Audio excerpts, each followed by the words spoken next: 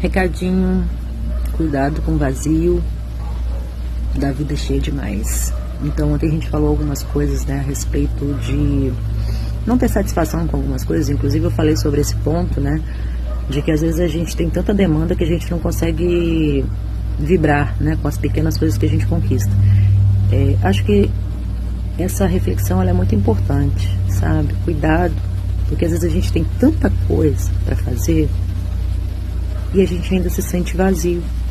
A gente ainda não consegue vibrar, a gente não consegue se sentir feliz, a gente se sente ainda como se tivesse um buraco dentro da gente que nunca está saciado. Então isso é muito complexo, gente.